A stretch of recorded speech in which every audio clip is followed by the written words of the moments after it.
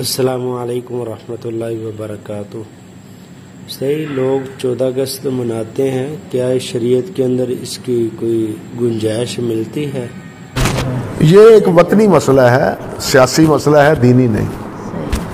یہ سیاسی مسئلہ ہے اپنے ملک کی عزت و آبرو کے لیے، لیکن اس کو اصل میں یوم تشکر کے طور پر منانا چاہیے۔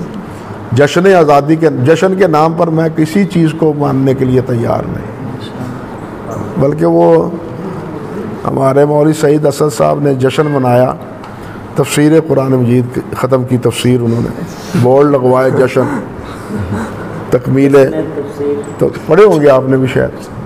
تو میں ٹیلی فون نہ کیا انہوں نے، میں نے کہا یار ایسے ہی نام دل شکنی ہو، نہیں تو میں کہتا مولوی صاحب اس کو یوم تشکر منائیں، یوم جشن نہ بنائیں۔